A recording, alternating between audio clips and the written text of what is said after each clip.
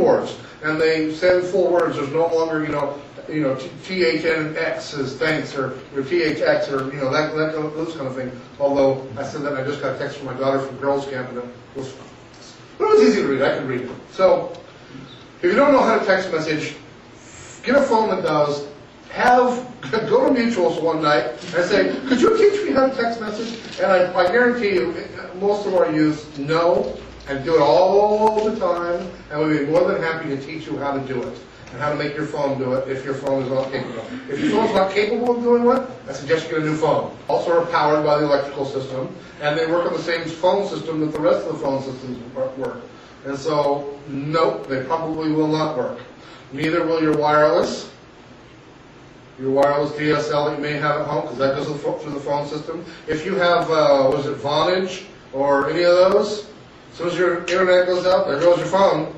So if you've canceled your home phone system because you're going with Vonage or something else, you're really going to be in trouble, because then you don't have any home phone service either if it were to work. So, the more cool gadgets and toys and ease we make our lives, the more we're caught in a spidery web of being reliant on other things. So no, generally email phone systems won't work. Now the good news is with fax systems. The good news with fax systems is, because they are usually, not always, especially in businesses, they are on a separate line, separate trunk line from a standard business line. And so sometimes if your standard business phone is not working, like the PBX requires power or something like that, and that system's not working, the fax machine might be the only machine that's worked. So if you work in an office and the phones are down, go check your fax machine, see if it is working. Most of them have a phone attached to them, some of them don't, but you might be able to see if it's working during some kind of power outage or problem. Another option is the cells might work though. Actually, that might be one of the saving graces. Cells might. Cells are probably, it depends on everything else, but cells are probably the last ones to work.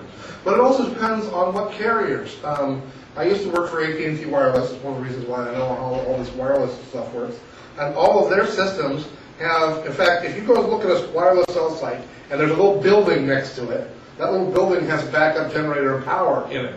Those were set for AT&T. Now the problem is a lot of the new stuff that they have doesn't have that. Some of the digital things they don't have the power backup, because they're trying to build so many cell sites and trying to keep the cost down. So some of the newer ones don't. So it depends a lot on the carrier, and which carriers do and which carriers don't. I don't have any idea anymore. So it might be that Sprint, AT&T, and Verizon are working, and others aren't, or vice versa at all. I do know that during the Northridge earthquake, that AT&T was the only wireless service that worked after the Northridge earthquake in the Northridge area. It was the only one that worked. Now, if that's been fixed, repaired, changed since then, I mean, that was a long time ago, I don't know, but I know that then that was the only, AT&T was the only one that worked. So, if you can't use your phone and you can't use smoke signals, or you can, but who's going to know what it means? Oh, look, I don't know what that means. If you don't know how to use Morse code, flashing signals and all that kind of stuff, what are we left with? Well, we have a great technology now that is available to us. You have other kinds of radios that are not cellular radios, that are not your cell phone, but we have those little ones that you buy from, Walmart or wherever.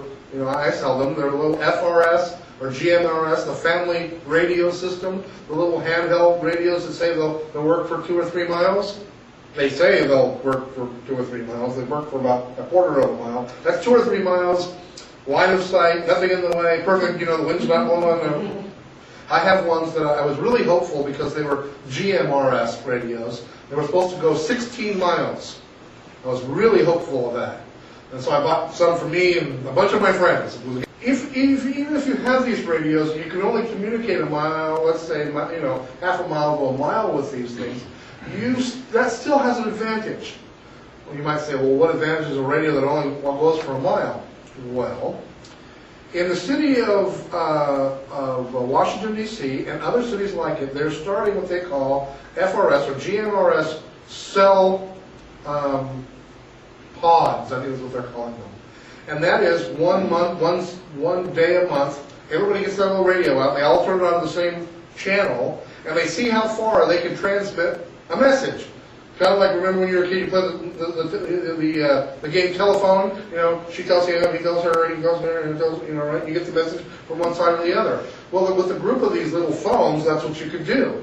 You may not be able to talk from one side of the state to the other, but if I had one and there was somebody over there that had one, and we could chain link it down. We did that at one of the youth conferences using those GMRS radios, and I was at one end, and Kim Nina was at the other end, and we couldn't talk to each other. But there was somebody in the middle, who was usually happened to be Brad Smith, was in the middle. And so I would relay a message to him, and he would give it to her, and she would give it to him, and he would give it to me. Now, that's not the most efficient way to communicate, but it beat the heck out of me, get in my car, drive 3 miles down the road, talk to her, and so we were able to communicate back and forth that way, and communicate messages. That's not a great way of doing it. The other thing you can do is go up one step up and go back to the 70s, put on your old trucker hat and pick out that light and say, hello, good buddy, buy yourself a CB. Get yourself a CB radio, put an antenna on top of your house, that gets about 5 miles or so. Those work. I happen to have one of those, a couple of them. They work great.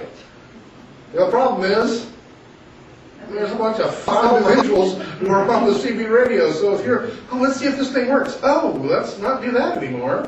They're really great, but they only communicate in a limited amount of space, and you're limited to the 40 channels, and there are a lot of other people out there using them. So it works, and there's a tool, but it's not a great tool for emergency communications. So what if you really want to reach out and touch somebody? What do you do? What do we need if you're going to touch? We want to talk to not just here, but we want to talk to somebody a long distance away. When we have one of those communications, it's what we use in our stake, and what the church uses, and that's amateur radio, otherwise known as ham radio. And tonight I have invited Rich Olson to come, because he knows far more about ham radio than I did. In fact, I asked him a question that somebody asked me, and I'm hoping, did you find an answer to the question? Are you going to talk about that? I think, which one was it? About what does ham mean? I researched that. It's really good, because he asked me, he goes, what do you want me to talk about? And I said, I had somebody ask me what ham radio meant, and I had no clue. That's one of the few questions I get asked and I don't know the answer to, or at least come up with a darn good estimation. So I want to turn some time over to Rich, and he's going to talk to you about ham radio and amateur radio and its history and aspects. Well, first of all, thanks for the opportunity to visit with you this evening and share with you some things about amateur radio. And I will get to the answer to that question and some other things here. A little bit about the history of amateur radio. And when you talk about amateur radio, you have to talk about radio in general. Ham nerds tend to be tinkerers, and they were typically engineers. We love them. They get us to the moon and back, and they see something and they can always make it better. And that's essentially what the early hams did as radio started to emerge, and this is back in the 1890s, 1894 to 99. Marconi did some very interesting experiments over in Europe and found that he could create a big spark, and it would send a signal that was receivable. And they were all excited because first it went a couple miles, then it went 25 miles. And anyway, they created a radio out of this, and it took a huge amount